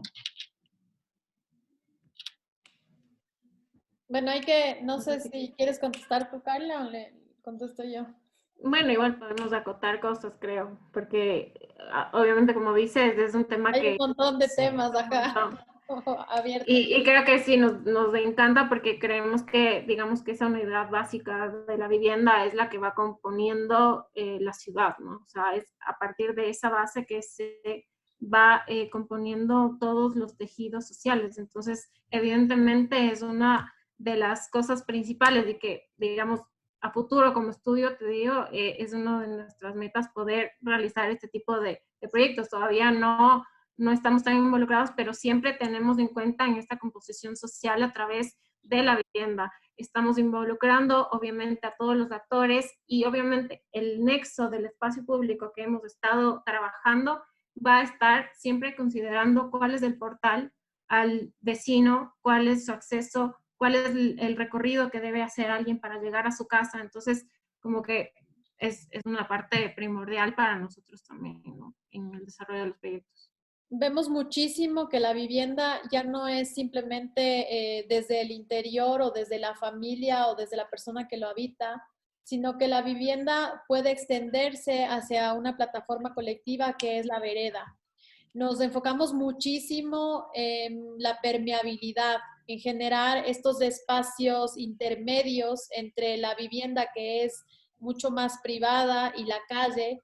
En nuestra, no sé si pasa en su ciudad, pero en nuestras ciudades, por tema de la seguridad, lo que hemos hecho es generar unos muros, unas barreras bastante fuertes, que lo que ha hecho es distanciar completamente la vivienda de un espacio público por excelencia, un espacio colectivo, un espacio comunitario. Y lo que hemos hecho, como dijo Carla, ¿sí? No tenemos proyectos gigantes de vivienda colectiva, pero hemos trabajado ya en proyectos de 4 o 3 pisos o casas unifamiliares, pero en todo, a todo nivel, este distanciamiento de lo que es tuyo y lo que es mío es gigante. Lo que hemos tratado de hacer y lo que nos interesa es lograr relacionarles otra vez y como dice Carla, o sea, cualquier elemento puesto en la ciudad es parte de la ciudad como tal, es articulador, a la vez conforma esta masa urbana y también es parte del problema, porque cómo lo situamos y cómo lo hacemos hace que nuestras ciudades sigan siendo amuralladas. Entonces, desde ahí sí hay un entendimiento también de este tema y también otra cosa que nos parece interesante es de estos tejidos que se dan desde el barrio y tal vez dar estas particularidades que se han estudiado en algunos, como ustedes saben, se han estudiado las particularidades por barrios y demás, pero aquí en Quito también hay particularidades de barrio que después de entender estas relaciones sociales son interesantes porque tú te sitúas en un barrio. Ahora todos los barrios son iguales y todos tienen los mismos problemas y no hay nada que yo pueda rescatar de mi lugar donde estoy. Y tal vez eso haga que también la vivienda o la arquitectura sea parte de esta creación, este cuento que creemos es importante. Y hay otra De cosa cómo se interesante traducen también esas cosas, ¿no? justo en esta época, que justo este tema de la cuarentena y el cómo las nuevas formas de habitar una casa empiezan a tener mucho sentido.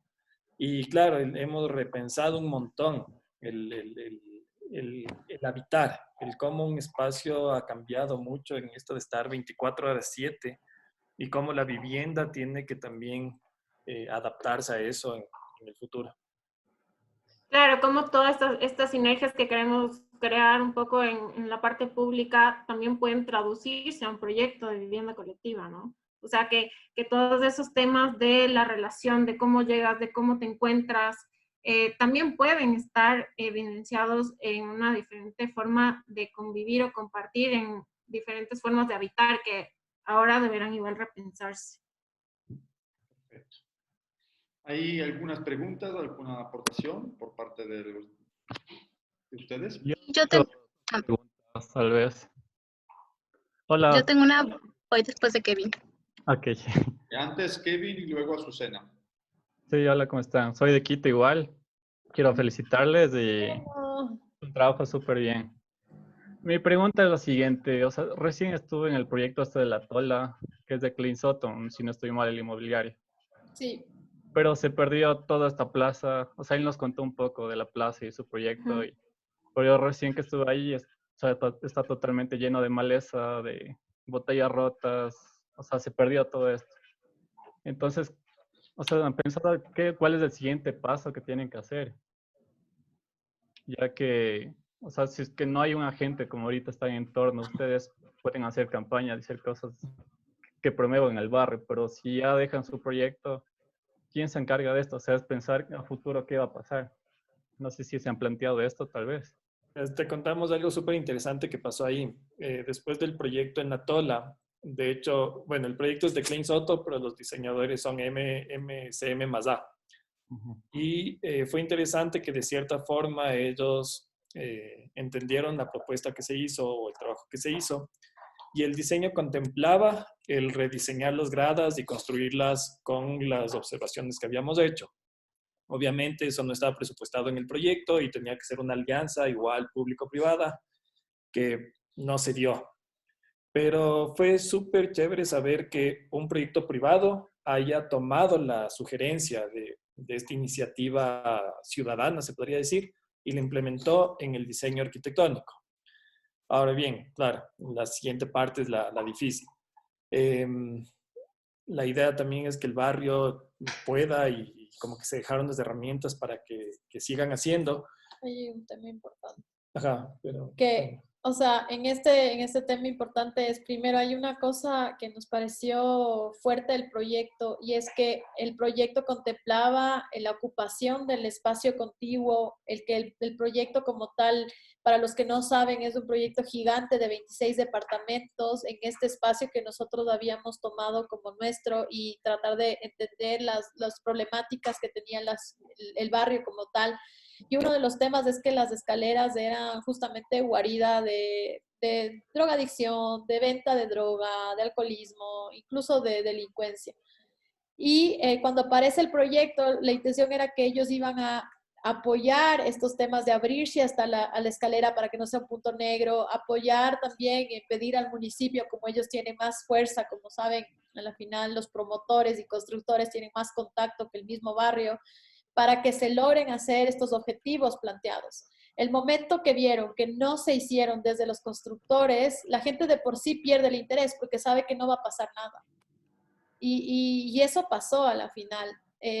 Lo único que se debía hacer es seguir desde el compromiso que tenía la constructora, porque insertaron un mueble, 26 departamentos que albergan un montón de gente, con nuevos espacios para vehículos y demás, que se insertaron en un barrio tradicional. Y el momento que ellos no cumplieron con lo que habían quedado, la gente de por sí se distancia del proyecto y no, definitivamente no van a hacer nada. Ese es un tema coyuntural, o sea, a la gente que vive ahí, la gente pierde el interés y de por sí el proyecto va al fracaso. Entonces, pero también y es eso no es una lección, ¿no? O sea, es una lección de que no todos los procesos, digamos, son fáciles ni exitosos. También de que el seguimiento y el empoderamiento de la gente debe ser continuo, infinito, porque básicamente, claro, el rato que alguien ya no está o el principal actor o algo falla, las cosas se desarticulan y pasa lo que pasa. O sea, es también una forma para nosotros de aprender un poco de cómo reaccionan y cómo pueden ser a veces procesos en los que les metas muchas ganas, pero no necesariamente son exitosos. Gracias. Gracias. Azucena. Sí, perdón. Mi pregunta, bueno, tengo dos preguntas. Primero, felicitarlos, me encantó lo que están haciendo, me parece súper enriquecedor saber que lo están haciendo también en algunos barrios que son vulnerables y que han tenido casos de éxito, ¿no? Mi primera pregunta es, ¿ustedes creen que los espacios públicos en los que ya se hicieron intervenciones pueden ser alcanzados por la inseguridad nuevamente? O sea, ustedes hicieron intervenciones en espacios que ya eran inseguros y se recuperaron y entonces ahora están habitados. Pero habrá un momento en la que la inseguridad de las ciudades latinoamericanas vuelva a ocupar estos espacios.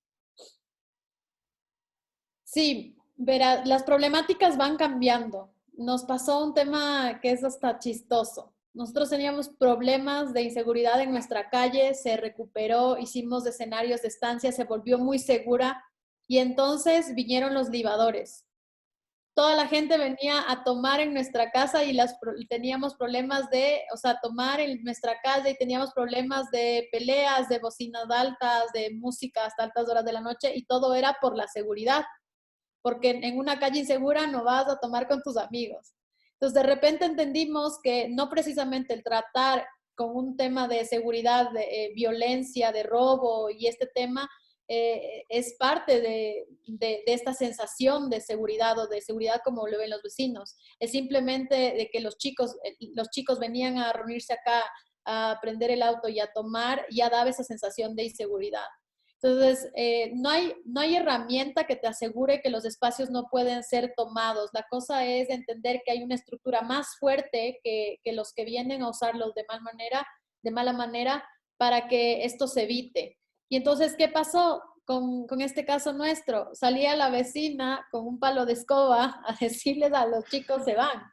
Pero es ella, nadie le dijo que salga, es solamente entender que es mi espacio y es un espacio tranquilo, donde si ya sacamos a los ladrones, no puedes venir a ocuparlo de esta manera.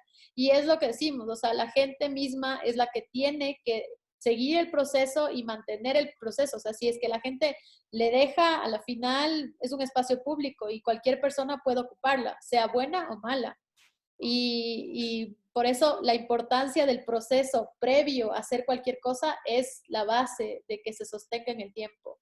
Pero una de las cosas que también hemos aprendido ahí es que, digamos, la mejor forma de seguridad es el uso, o sea, es que esté activo el espacio, que esté siendo usado, obviamente, por actividades que beneficien a todos, ¿no? Entonces, si es que está utilizada una calle que antes era vacía, que era poco iluminada, ahora con una plaza, con gente que viene a almorzar, a tomarse un descanso, a tal vez tocar música. Este tipo de actividades son beneficiosas porque se están activando el lugar y a la final, cuando, no sé, la gente que, digamos, puede ser un ladrón o puede ser alguien negativo para el espacio, se da cuenta de que está ocupado y que está apropiado. Entonces, básicamente eso para. Muchas gracias. Y bueno, la otra pregunta, que supongo que es una pregunta ya medio trillada y que incluso ustedes se la han hecho ya varias veces, es hablando en términos de espacio público, ¿creen que la situación que estamos viviendo actualmente va a cambiar la forma en la que nos relacionamos en el espacio público y la forma en la que también hasta el momento se había hecho espacio público? De hecho, es interesante eso porque, como viste, el tema del concurso lo Sí. habíamos acabado de ganar justamente antes de que pase todo esto. Y es evidente para el grupo que está desarrollando esto que no podemos mantenernos con el proyecto anterior y que las cosas deben repensarse para diferentes formas de habitar el espacio público, diferentes formas de encontrarse, que también tenemos que ahorita tomar este tema de plataformas digitales y hacer este tipo de relaciones de una forma diferente. Entonces, ahorita estamos básicamente otra vez en un proceso de reestructurar un poco cómo utilizar el espacio. Sí, y también las relaciones humanas, las relaciones con el espacio van a cambiar y probablemente no solo sea por una norma, sino esta especie de paranoia que se generó. Si me siento, si topo esta silla, topo esta escalera, me acerco, no me acerco, va a durar bastante y definitivamente va a cambiar. Así que Pero hay una de las que cosas ver. ahí, por ejemplo, perdón, Felipe, para complementar, era este tema de darnos cuenta, ¿no? De la importancia, al menos en nuestras ciudades, de la cercanía y de la autonomía de los barrios, para poder frenar un poco este tema del COVID, ¿no es cierto? O sea, que podamos tener centros o centralidades autónomas que hagan que nos podamos cuidar un poco y reactivar de esa manera también un poco la microeconomía, que es una de las cosas más interesantes que hemos estado trabajando en el barrio ahora. Se han perdido un montón de cosas. La gente también no solamente cambia la forma de relacionarse, cambia la forma de trabajar, cambia la forma de desplazamiento. Entonces, ese tipo de cosas estamos ya como un poco tomando en cuenta para proyectar ahora. Otro tema también interesante ahí es el descontextualizar que el espacio colectivo no simplemente tiene que ser físico, sino que a través de la tecnología y las plataformas digitales ahorita hemos generado espacios colectivos como el espacio de venta, el espacio de talleres online, el espacio, este mismo espacio que estamos, generan plataformas colectivas que si es que nos llega una pandemia, la estructura social tiene que seguir, o sea, tenemos que seguirnos viendo de alguna manera, tenemos que buscar y le perdimos el miedo también a la tecnología. Y no le vemos como una herramienta que se deba dejar de lado, sino como una herramienta que puede potenciar nuevas redes. Y ha pasado en nuestro barrio ahora, o sea, la semana que entramos a cuarentena, y estoy hablando del 16 de marzo, en esa semana se creó la red de bienes y servicios barriales. Porque con la gente del barrio en los chats, es como vamos a morir de hambre, ¿qué pasa si nos compramos entre nosotros? Son reflexiones de ellos mismos. Y después aparecen otras reflexiones. ¿Y qué pasa si como no tenemos plata, generamos una tarjeta del barrio y entonces yo te doy mi tarjeta, tú me tachas y entonces es como un vale, es como un bono? Y así evitamos desplazamientos, evitamos usar dinero y aunque no nos veamos, nos vemos por esta red. Y son estos espacios colectivos que ya empiezan a transgredir lo físico. ¿Alguien más quiere preguntar algo si no cerramos? Gracias. Hola, Graciano. Buenas noches. Hola. ¿Cómo están? Yo soy arquitecto, amigo del arquitecto Graciano, Sebastián Tebortúa, colombiano. Y es una invitación, pues, como para ver la presentación de ustedes. Un estudio muy interesante. Me sorprendió bastante lo bueno, bueno, y todos estos proyectos que vienen desarrollando. Pero quería preguntarles algo.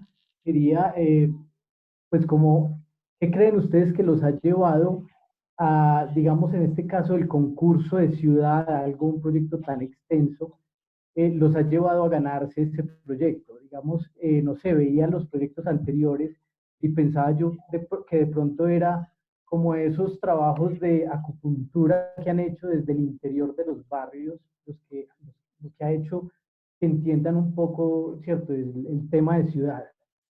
Entonces, pues eso era una pregunta por un lado, y también preguntarles que, bueno, comentaban que querían reducir en este proyecto de ciudad el 80% de la movilidad en autos.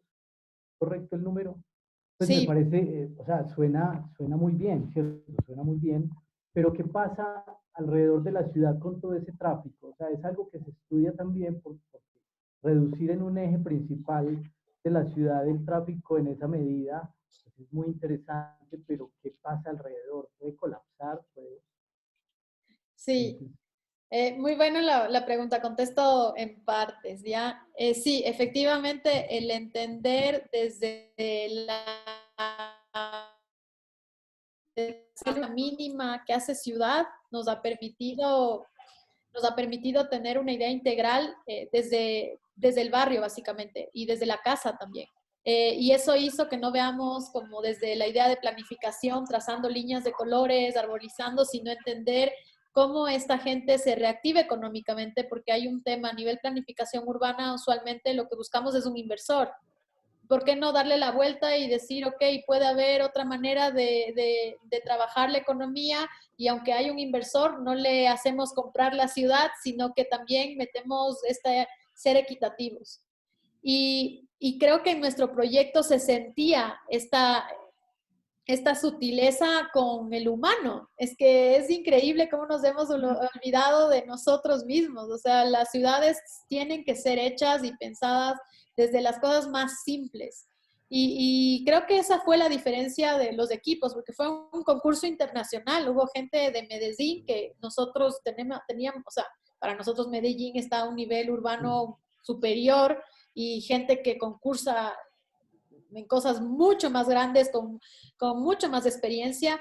Y creo que fue eso lo que nos ayudó a romper este tema con los jurados, puede ser, y con la gente que vio el proyecto, y es importante. Y claro, tal vez ahí un poco esa definición de identidad, ¿no? Que mencionabas, porque Quito se ha caracterizado un poco por crecer como una mancha gris y esparcirse. Entonces, hay en el barrio, sí hay como una identidad, pero está totalmente, o se está perdiendo. Entonces, hay una lectura que ha permitido un poco ir diferenciando esas centralidades y potenciándolas a partir de lo que ya existe, porque ya existen esos tejidos sociales que son un poco fuertes, pero los estamos potenciando. Y eso creo que fue una parte importante para el jurado en esa lectura, para que realmente pueda empezar a articularse con unas bases más sólidas. Y también proponer desde la experiencia y no solo desde la teoría. O sea, nos hemos equivocado, nos ha costado un montón, han sido años que hemos visto que, por ejemplo, si dejamos de trabajar en nuestra calle 2 meses, hasta que no se solidificó el proceso, no funciona. Entonces hemos aprendido que no son procesos cortos y esto, como tú dices, la acupuntura urbana nos ha dado herramientas incluso para desarrollar esta metodología que puede ser replicable, porque a nivel de escalas, a nivel de barrios, no siempre va a ser lo mismo, pero una metodología muy abierta puede entenderse.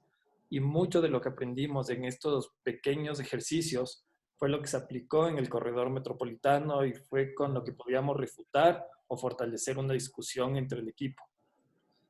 En cuanto a la parte de movilidad, la movilidad es, creo que, lo más importante de nuestras ciudades actuales, contemporáneas, desde el tema que nos tiene hasta aquí, no solamente por el tráfico, por la falta de conexiones, por la contaminidad, la contaminación que causan, sino porque ha generado que las ciudades se desarrollen en torno al automóvil, lo cual siempre ha sido un error.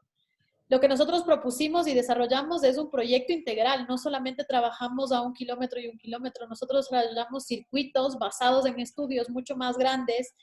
Quito pidió a Salvador Rueda, que es, como ustedes saben, un ecólogo que desarrolló las supermanzanas y todo este tema de la movilidad de supermanzanas, desarrolló un proyecto para Quito, donde él ya en la investigación permite eliminar casi que un 70% del transporte público-privado y genera líneas un poco más sensatas, porque ahorita nuestro transporte es completamente desordenado, articula todo lo que son semáforos, articula las redes de movilidad, y el metro, ¿no? Peatonales y metro. Lo que nosotros sí hemos aprendido siempre es nunca empezar desde blanco. Y es algo que se trata de entender, ok, si hay más gente que desarrolló proyectos de 1 año, de 2 años, de 3 años, tomarlos, entenderlos, ver que funciona, que no. Claro. Entonces partimos de una investigación ya hecha, no solamente de él, sino de universidades, de tesis y gente. Aglomeramos esto en un compendio y con esto unimos todas las piezas y sacamos otras, decantamos absolutamente todo para que pueda ser lograble esto de cambiar este tema de menos 80% de autos. ¿Cómo se logró? No le dimos más pista a los automóviles. La idea nuestra no es que los autos se vayan a la calle paralela. La idea nuestra es que la gente tenga suficiente más alternativas para circular peatonalmente, tenga más alternativas para usar medios de transporte como monopatín, como bicicleta, como cualquiera de estos artefactos nuevos que empiezan a unirnos y generar una idea de microloops internos entre barrio que no necesitas, necesitas la transversalidad también y a veces simple en nuestra ciudad es la conexión longitudinal lo que gana. Entonces, a través de todos esos estudios, hicimos un plan integral con todo esto que te cuento, basada en una investigación un poco más profunda que no se puede hacer en 3 meses, como ya les digo, incurriríamos en nuestro mismo, lo que no queremos. Entonces, y obviamente también ahí se atacaba un poquito al dueño del auto, ¿no? Entonces, te va a costar más parquear, te va a costar más encontrar en la nueva propuesta parqueadero, porque te va a costar más o simplemente no lo vas a encontrar. Pero a la parte estamos dando un transporte público de calidad. Y eso también después se refleja en la ordenanza, en la zonificación de la ciudad, y cómo eso también apoya que la gente no tenga que desplazarse tanto, sino empiece a hacer que toda la vida de la persona pueda reducirse a un radio mucho menor. Entonces, entendiendo todos estos layers, porque no es solo movilidad, sino todo lo que pasa alrededor, son circuitos. Se hace este estudio de que sí se puede reducir a un 80%. Y más ahora probadísimo con el tema de la pandemia, ¿no? algo que no se reflexiona en las ciudades grandes es que las ciudades grandes están conformadas por un número gigante de gente que viene de ciudades satélites o de valles aledaños y periferias. Entonces, la conexión que tiene la ciudad con estas personas es importante. Entonces, localizar estos silos parking para que la gente, ok, viene en autos, si es que, porque la idea nuestra no es simplemente coartar, sino decir, ok, por emergencia necesitas tener un auto, tengas la capacidad de bajarte del auto, coger el metro, tengas la capacidad de bajarte del auto y hacer circuitos. Entonces, sí fue un estudio bastante fuerte y nos parece que eso es uno de los temas más complicados de trabajar en una ciudad, pero debe hacerse y ya. Y la política pública y la ordenanza a la par. Claro, como dice Yangel, que me imagino que es un referente de ustedes, ¿cierto? Este urbanista Sí, de claro. Dinamarca, que una ciudad desarrollada es esa donde las personas ricas, no donde todos usan, no donde todos tienen carro, sino donde todos usan el transporte público, ¿cierto? Tanto la clase media como los ricos, y lograr eso pues es muy interesante. ¿Y tienen pensado implementar el tranvía en esta línea de transporte? El metro, no es la primera línea de metro que está acabada de construir. Digamos. O sea, el concurso se da porque solo pasa en nuestras ciudades latinoamericanas, creo, no sé si les ha pasado. Nosotros lanzamos nuestra primera línea de metro en Ecuador, en Quito, la capital. Pero no se hicieron los estudios suficientes y el metro no se sostiene económicamente. Para sostener el metro económicamente necesitamos que la densidad habitacional suba en un porcentaje mayor, porque si no, y toda la gente que ocupa el metro logramos sostenerlo. Entonces el concurso se da para evitar el hipercentro, básicamente, y se da al revés. O sea, nosotros estamos haciendo toda esta planificación para sostener un medio de transporte. Entonces todo al revés. Pero qué buen ejercicio.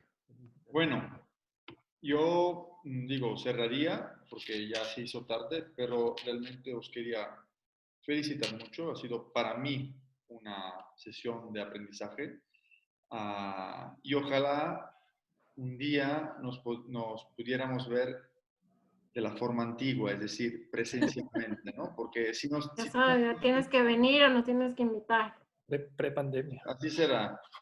Si tanto nos gustan estas redes sociales, este Zoom, ¿no? Y estas herramientas que realmente sí son importantes, pero realmente creo que deberíamos contar más sobre el tema de la resiliencia, ¿no? Tanto de las ciudades cuanto de las personas, y intentar, ¿no? En lugar de...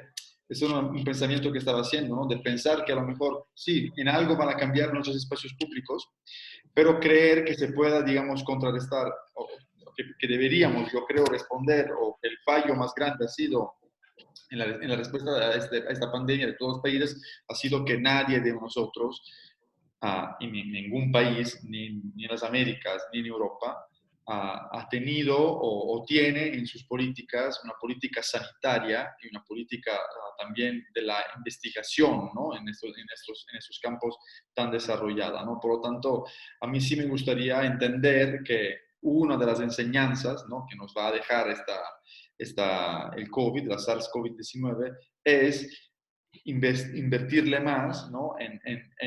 Uno, por un lado, en la investigación, digamos, en la medicina, etcétera, para realmente estar más desarrollados más adelante.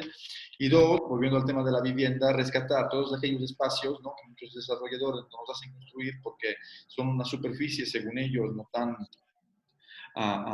rentable, ¿no? como los balcones, etcétera, que en las ciudades, por ejemplo, de Europa, han empezado a hacer falta en muchos edificios. Por lo tanto, para mí ha sido un gusto. Un saludo a Carla, a Carolina y a Felipe. Espero que todo lo que nos habéis regalado lo sepamos usar en los proyectos de este curso. Gracias por participar y para dedicarnos vuestro tiempo y vuestro trabajo, digamos. Igual, un gusto haber podido estar con ustedes hoy y que esperamos sí que les sirva en algo en lo que les hemos podido compartir hoy. Perfecto. Muchas gracias, Muchas igual, gracias. y qué gusto, ¿no? Qué chévere que estén tratando estos temas. Qué bien. Muchas gracias. Esperamos vernos pronto. Que estéis muy bien. Igualmente. Bye. Hasta luego. Chao, que estén bien. Hasta luego, adiós. Bye.